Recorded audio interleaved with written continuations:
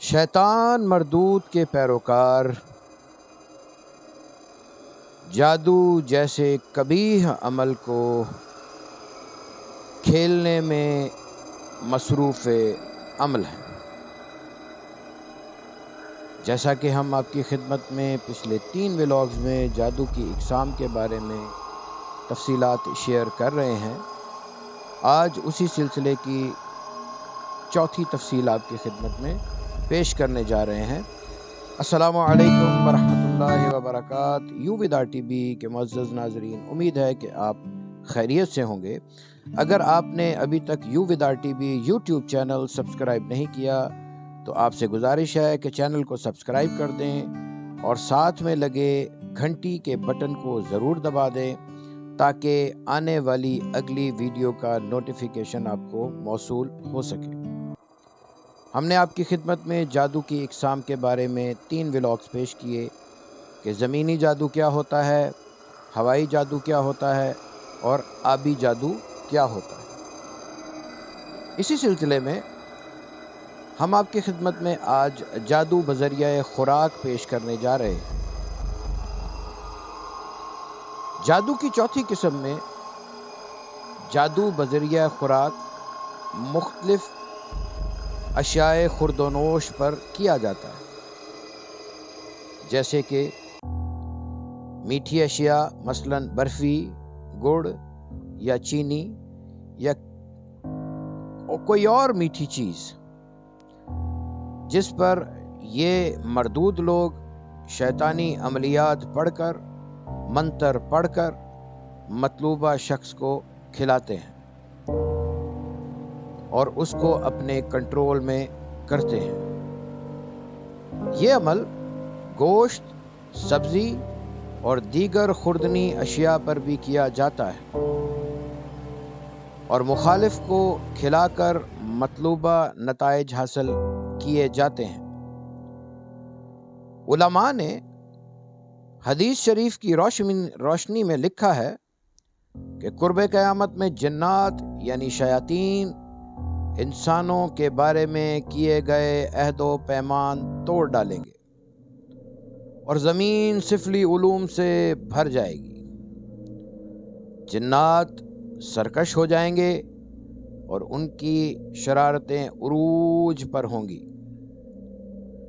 لہذا ان سب کے توڑ کے لیے علوم قرآن و حدیث اور سلف و صالحین کے اوراد و وظائف بھی مجرب اور تیر و ہدف ہیں۔ جادو اتنا قبیح عمل ہے کہ آپ کو چاہیے کہ اس سے بچتے رہیں۔ سحر الاسود یعنی کالا جادو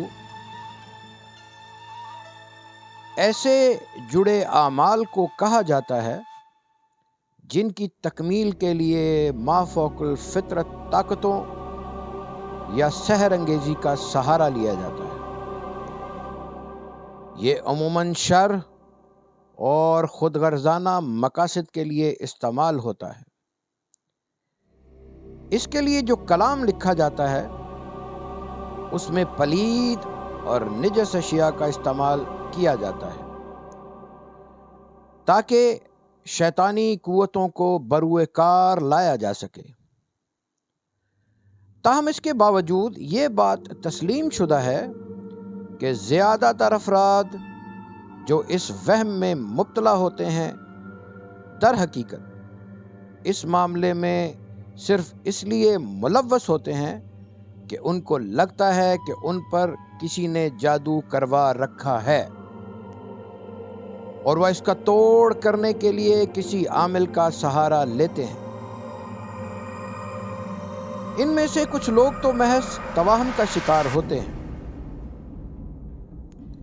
اور توہمات سے بچتے رہنا چاہیے۔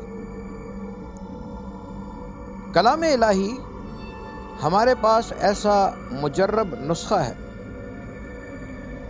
کہ جس کی تلاوت اپنے گھر میں روزانہ کرنے سے ہم آفات و بلیات، جنات، آسیب جیسی مصیبتوں سے ہمیشہ اللہ کی پناہ میں رہتے ہیں۔